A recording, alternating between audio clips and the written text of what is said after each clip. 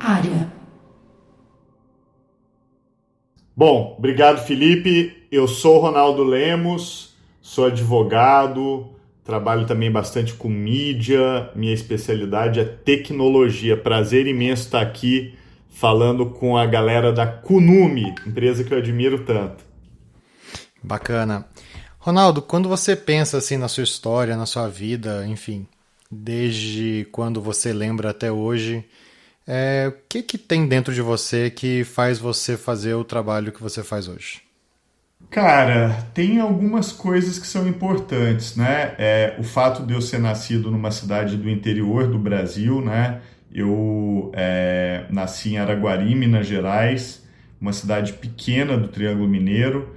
E em Araguari eu tinha uma sede muito grande por informação. Eu era uma pessoa que frequentava banca de revista todos os dias quando criança, porque eu adorava ler e ver as revistas que chegavam e também gostava de televisão. Então, Araguari era muito frustrante nesse sentido, porque só tinha dois canais de TV. Mas num determinado momento, Araguari foi escolhida para ser a primeira cidade no Brasil a ter um sistema de TV a cabo.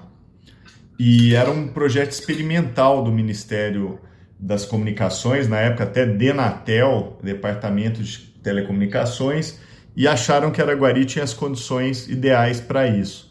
Cara, e de repente o mundo se abriu, né? Ali no meio da década de 80, a cidade passou a ter canais internacionais, MTV, passou a ter CNN e uma série de outras canais que nem em São Paulo existia. Aquilo era inacessível até nas redações dos jornais de São Paulo. E óbvio que isso mudou a minha vida e mudou a vida da minha geração. Então, de repente, a gente no meio de uma cidadezinha de Minas se viu conectado com o mundo e aquilo para mim me mostrou de uma forma muito clara como a informação é capaz de mudar a vida das pessoas. E eu acho que isso, para mim, pessoalmente, tem um impacto muito grande no que eu acabei indo fazer no resto de tudo, né? Todos os dias eu trabalho com esse assunto, mas eu acho que a raiz disso está muito ligada a essa questão histórica, né, do que aconteceu lá em Araguari.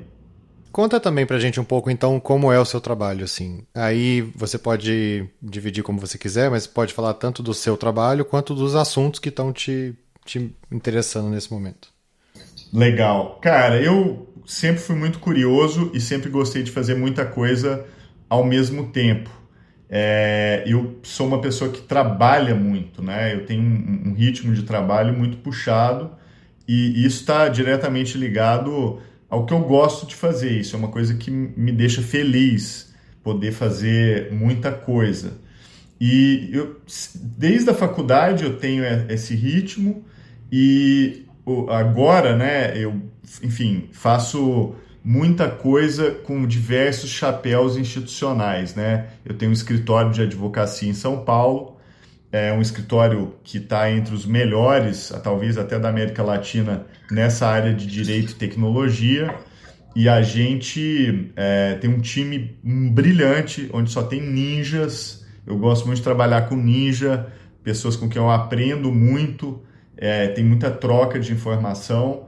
Então a gente tem um ritmo puxado lá, a gente faz muita coisa. Além disso, tem o ITS, que é o Instituto de Tecnologia e Sociedade do Rio de Janeiro, que também é uma instituição chave aqui no Brasil para pensar a tecnologia, né? A gente é um instituto de pesquisa, temos um programa de formação hoje de pós-graduação excelente, além de vários cursos que são de ponta nessa área.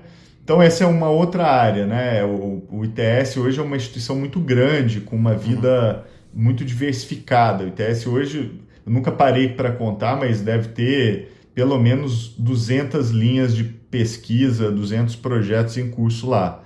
Além disso, tem a parte acadêmica. Eu dou muita aula, atualmente mais em universidades fora do Brasil do que dentro.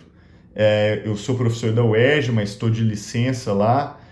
Mas eu dou aula na Universidade de Colômbia e dou aula na Universidade de Tsinghua, em Pequim.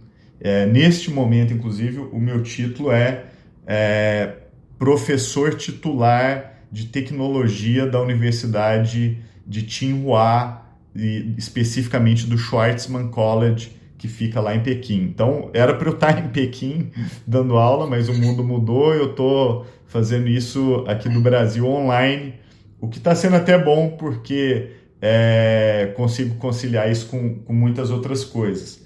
E, por fim, tem a parte de mídia, né? Eu falo muito para TV, jornal, e acho isso importante. Então, só para concluir, eu acho que as pessoas podem ter a impressão de que eu faço muita coisa, mas eu me vejo fazendo uma coisa só. O meu trabalho é entender a tecnologia e traduzir isso para um público mais amplo. Então, seja traduzir isso para um público jurídico, seja traduzir isso para um público acadêmico, para o público em geral. Então, o meu papel é entender as repercussões institucionais da tecnologia e trazer o máximo de pessoas possível para participar desse debate, porque tecnologia é algo estruturante. Então, quanto mais gente participando desse debate, melhor. E é um pouco isso que eu faço. Você também fala muito sobre o desenvolvimento da tecnologia, muito sobre ética. Queria que você falasse um pouquinho para a gente sobre isso e o que é que tem te motivado dentro desse universo hoje em dia. Legal, Felipe. Cara, eu acho que sim. Eu adoro a parte de pensar ética e até a filosofia da tecnologia, né? Eu estou super interessado num trabalho de um filósofo chinês chamado Yu Hor, escreve Yukhui, mas a pronúncia é completamente maluca, né? Porque é cantonês. E esse filósofo, ele teve até no Brasil, a gente trouxe ele no ITS, ele falou na UFPB, na Paraíba, falou na UFRJ, e há pouco tempo até eu fiz uma grande entrevista com ele para o caderno Ilustríssima da Folha. E, cara, ele é um super pensador da tecnologia e ele pensa num outro nível, né? Então, isso hoje me interessa muito, é um tema que me apaixona, sabe? Que é quais são os desdobramentos filosóficos da tecnologia? Ou, como ele mesmo gosta de dizer, qual é a relação da tecnologia não só com as coisas que a gente conhece, mas também com as coisas que a gente não conhece? E eu acho que essa é a pergunta também que a mim me interessa e que me mantém super curioso sobre esse tema também. E como que estudar isso e pensar sobre isso mudou sua visão do mundo? Então, eu gosto muito do tema de cultura em geral, né? Por exemplo, uma das coisas que eu mais gosto no mundo é música. Por mim, eu ficava o dia inteiro falando sobre música. Mas isso não é mais possível no mundo de hoje. Então, assim, eu sei que você também gosta, Felipe. Enfim, quando quiser bater papo sobre música, a gente monta uma sala no Clubhouse. Mas não sei quantas pessoas vão aparecer lá, entendeu? Porque os gostos hoje são tão fragmentados, né? E cada um tem a sua viagem cultural ultra personalizada e tal, e muitas vezes não tem tantos pontos de encontro, que é uma lástima, mas uma das coisas também que me interessa é buscar esses pontos de encontro culturais, seja na música, no cinema, no audiovisual, e isso é uma coisa que me fascina. Mas com relação à tecnologia, até essa é uma forma que eu inventei de abarcar todas essas coisas que me interessam, né? Porque esse universo da cultura, ele está totalmente tomado hoje pela discussão tecnológica. Então eu adoro esse aspecto da tecnologia, que ela servir de desculpa também para falar de outros assuntos, falar de música, falar de cinema, falar de relações sociais, falar de relacionamentos, falar de sociedade como um todo, tendências. Então, eu gosto muito disso, porque como tecnologia virou central no mundo que a gente vive, ela também vira uma ponte para falar de outras coisas que me interessam profundamente. Então, esse ponto é importante. Me identifico bastante com o que você falou. Eu acho que essa questão da tecnologia como meio, né? E uma lente, assim, para você poder falar e traduzir vários assuntos, né? Porque também é uma construção humana, né? E assim, por falar nisso, né? Como que você acha, assim, tudo isso que a gente está falando sobre impacto, né, de alguma forma. Isso impacta a vida das pessoas, isso impacta a comunicação, impacta a produção cultural. Mas queria que você falasse um pouquinho sobre isso. Como que você acha que isso influencia a vida das pessoas, a vida das pessoas que estão ouvindo a gente agora, por exemplo? Hoje, Felipe, impacta 100%, né? Até demais. E uma das coisas que o Yuke Hor lá fala, né, no trabalho dele, é exatamente isso. Eu me preocupo com a tecnologia, ela se colocando numa posição entre a humanidade e o cosmos. Ele fala muito isso, porque muitas vezes a tecnologia acaba substituindo uma relação mais próxima e mais profunda que a gente pode ter não só com a natureza, mas com o que ele chama de cosmos. E a tecnologia é capaz de ofuscar essa relação. Então, hoje eu acho que não tem a menor dúvida que nós todos estamos impactados por isso, né? A forma como a gente vive a nossa vida hoje, ela é totalmente mediada pela tecnologia. Então, desde da forma como você se relaciona com as outras pessoas, amigos, familiares, até a forma como você educa filhos e consome informação, se desloca pela cidade, trabalha, tudo é mediado pela tecnologia. Então, existe um crescimento, às vezes até um pouco exagerado, sabe, do papel da tecnologia nas nossas vidas. E isso me preocupa também, porque eu acho que ela está realmente, nas palavras lá desse filósofo, ofuscando o cosmos. A gente está se diminuindo, num certo sentido, em termos da possibilidade de o que podemos ser enquanto humanidade. Então, como é que faz um balanço disso, né? Como é que você equilibra isso? Esse ponto é importante, mas tecnologia hoje é fundamental nas nossas vidas, né? É algo que determina até a forma como a gente vive. A gente tem um outro podcast que é o Volume, não sei se você já chegou a ouvir, e ele é em inglês, é para o mundo todo, e tem pessoas muito interessantes que falaram lá. E assim, de todo mundo que falou, é impressionante como que todo mundo sempre volta na necessidade de você ensinar e incentivar filosofia e arte, né? Para isso, inclusive, né? Para você poder ter novas expressões, novos questionamentos ou deslumbre, né? Para você ter deslumbre na vida, né? Então, é interessante isso, né? Num mundo que a gente está hiperconectado com tecnologia, a gente volta lá atrás, né? Por que será então que tinha arte, tinha filosofia no nosso currículo de escola, né? Eu tenho uma humilde teoria que é o seguinte: é só pensar no papel da inteligência artificial, um tema que é diretamente interessante para a Kunume. A inteligência artificial, em grande medida, ela é um jogo de imitação, para usar as palavras lá do Alan Turing.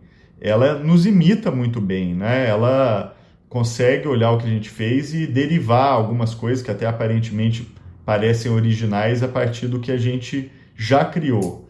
Mas o desafio é a criatividade pura, né? É criar o novo. E isso é uma coisa que eu acho que não vem só da máquina. Você precisa estar com a mente aberta e até meio misterioso de onde vem a criatividade, né? Da onde que vem um texto, da onde que vem uma composição musical, da onde vem uma ideia para um personagem ou algo do tipo. E isso é muito mágico, eu acho que é misterioso, e eu acho que talvez a recomendação de se incentivar a filosofia e a arte é para manter esse canal, esse chakra, esse canal cósmico, seja lá o que for isso, aberto. Porque o que eu tenho medo é isso, da gente cair num jogo de imitação, numa câmara de eco permanente, e que a gente fique prisioneiro disso, né? Então, é por isso que eu acho que até tanta gente está falando aí de arte e filosofia, porque é isso mesmo, é manter esses canais da criatividade abertos. Como que você vê o seu trabalho e como que você vê os assuntos que você lida hoje daqui a 10 anos? Olha, imprevisíveis, né? É muito difícil prever o que vai acontecer daqui a um mês, imagine 10 anos. Mas, assim, tem algumas macro tendências que podem se concretizar. Então, por exemplo, o papel da China no mundo hoje, né? Que é uma coisa que eu comecei a trabalhar nos últimos anos e que virou também um tema central para mim. o mundo está se deslocando para o Oriente. E isso muda muita coisa, né? É uma nova perspectiva, um novo jeito de ver o mundo até, né?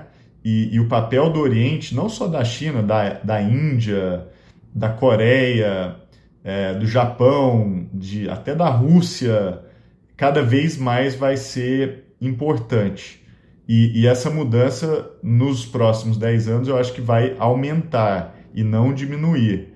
Então, essa macro tendência vai afetar tudo, inclusive a forma como a gente tem que pensar a tecnologia e a forma como a gente tem que pensar nossas vidas, as expectativas do Brasil de se desenvolver, nossa inserção geopolítica no mundo, tudo isso vai estar em jogo por causa desse fator macro que está acontecendo. Bem, essas são as minhas perguntas, mas eu quero te perguntar se você tem algum assunto que a gente não falou que você gostaria de ter comentado. Olha, música. Música sempre. Qualquer coisa sobre o que você estiver ouvindo e coisas novas, eu estou sempre curioso para descobrir novos. Inclusive, pessoal que está nos ouvindo aqui, se descobrir alguma banda legal, algum músico, algum artista de música eletrônica bacana, manda aí pra gente. Eu tenho certeza que o Felipe vai curtir também. Com certeza, não, tenho... Nossa, assim, é difícil até de falar de uma coisa, né, específica, porque são tantas, mas é impressionante como que nesse momento música, né, virou não sei, pra mim sempre foi uma coisa de todo dia, né, de toda hora, assim. E agora que eu tenho menos momentos de solitude por família, por estar trabalhando em casa, a música virou um momento assim especial. Agora eu vou ouvir música, sabe? Igual acho que quando a gente pegava o disco, sentava na frente da caixa e ficava ouvindo, assim, né? É exatamente isso. Não, e eu sei que o Alberto Colares, também da Conume, curte também. E, inclusive, o gosto musical dele é ótimo. Ele gosta também de umas doideiras, como aposto que a gente gosta também. É coisa de mineiro, né? Mineiro, quando dá para ser maluco, faz isso com grande profissionalismo, o que é um espetáculo. Mas o que é legal é isso que você falou. Por exemplo, eu voltei a ouvir muito rádio, coisa que eu não fazia há anos. E o rádio é muito mágico, né? Você tá ali numa estação e de repente toca uma música que você não está esperando, aquilo muda o seu dia, a forma como você está vendo as coisas.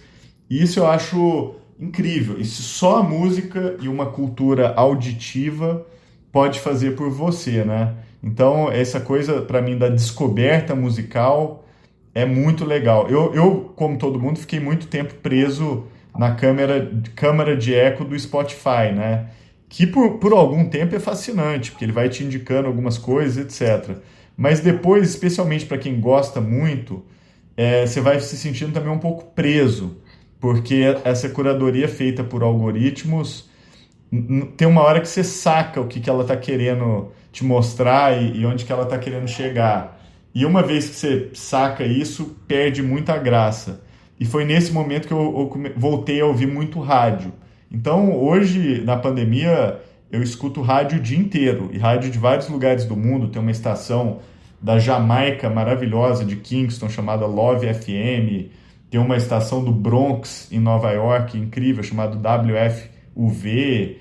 E assim por diante. Então, e essa curadoria musical feita por pessoas, e não só por algoritmos, tem sido maravilhosa. Então, é legal reincluir o elemento humano, né, nesse processo, e especialmente nesses processos culturais. Isso tem sido bem legal. Muito legal. Eu vou inclusive comentar e dar uma dica. Eu sou viciado na KCRW, que é de LA. E a KCRW, além de ser NPR, né, ou seja, ela passa as notícias da National Public Radio americana, ela tem uma seleção musical incrível. Eu descubro muita música, inclusive música brasileira, obscura, da década de 50, 60, coisas 60 e 70 mais. Coisas incríveis que eu não conhecia e toca no meio da programação, e aí tem os DJs específicos, né, cada um tem uma história, é muito incrível mesmo. E é impressionante como é realmente capaz de mudar o meu dia. Assim. Eu escuto muito na cozinha, principalmente. Aham. E assim, às vezes eu escuto uma música e já me leva numa jornada de descoberta. Mas isso me faz lembrar que uma vez eu estava conversando com um convidado do Volume, do nosso outro podcast que é em inglês, e ele falou uma coisa muito interessante. Ele falou, olha, minha maior preocupação com inteligência artificial é o seguinte, ele falando, né? Eu vim de uma cidade muito conservadora, de uma família muito conservadora, eu tinha tudo para crescer um cara muito conservador, até que um dia eu fui trabalhar e cheguei em Los Angeles. E eu falei, nossa... E aí ele falou, cara, se eu tivesse continuado no mundo, né, dentro daquele algoritmo ali de comportamento que estava programado para mim, talvez eu nunca tivesse mudado de ideia. E aí ele sugere uma questão, que é o que a gente está falando aqui por entre as linhas, que é o conteúdo vai ser sugerido. Né? E aí, se você pensa, por exemplo, em conteúdo político, ele vai ser sugerido e o autoplay está ali, né? Vai mais um, e vai outro, e vem aqui, vai lá. E aí tem toda uma questão, né, até onde isso cria, né, pensamentos extremos e tal. Então, isso que você falou do cosmos é perfeito, porque é isso, né, em que momento a gente vai ter uma coisa que é nossa, ou a gente vai ser simplesmente alimentado por um algoritmo, e aí você imagina uma criança hoje que tem 6 anos, como ela vai estar daqui a 15 anos, né? Não, e isso que você falou primeiro, a dica da KCRW é ótima, não é uma rádio que eu escuto, vou incluir na minha lista aqui. Eu tenho sempre umas 7 ou 8 que são... Eu ouço todo dia, mas a KCRW eu não tinha olhado ainda. Vou olhar para já e pelo que você me falou vai ser ótimo. E esse negócio do encontro, né, é o elemento fundamental. E eu acho que é o desafio da inteligência artificial. Como é que você entrega para uma pessoa não só o que ela quer, mas o que ela não sabe que ela quer, né? E a frase do Gil, o Gilberto Gil, gênio, né, já falou isso. O povo sabe o que quer, mas o povo também quer o que não sabe. Eu acho que a inteligência artificial é muito boa de dar ao povo aquilo que ele sabe que quer. E é muito ruim de dar ao povo aquilo que ele não sabe que quer, entendeu? Então, fica aí o desafio da Kunume. E vale a pena até ler o texto do Hermano Viana, também para a Ilustríssima, que ele fala da onça e a inteligência artificial, onde ele faz uns experimentos lá no GPT-3 e coloca algumas coisas de Guimarães Rosa e vai testando os limites disso. É um texto brilhante. Eu acho que esse texto do Hermano, junto com o que o Yuki Hoare lá fala, é para mim o caminho que a gente deveria no Brasil buscar resolver. Então a Kunume, que já tem esse nome maravilhoso, está muito bem posicionada para tentar buscar essa segunda parte da afirmação do Gil, né? Que tal criar uma inteligência artificial onça, que com a ousadia da onça possa nos entregar não só aquilo que a gente quer, mas aquilo que a gente não sabe que quer, né? Então fica esse desafio aí para a Kunume. Acho que ninguém melhor que esses malucos aí, como vocês, para tentar resolver isso. Ronaldo, muito obrigado. Foi um prazer conversar com você.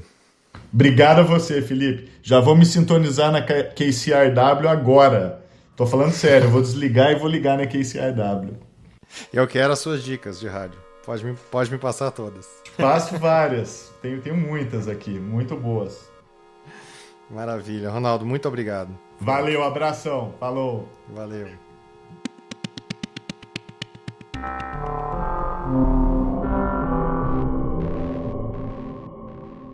Área. Gostou desse episódio? Quer fazer algum comentário? Quer sugerir alguma convidada ou convidado? Procure a gente no Twitter. É AreaPod. Área POD. Um abração e até a próxima.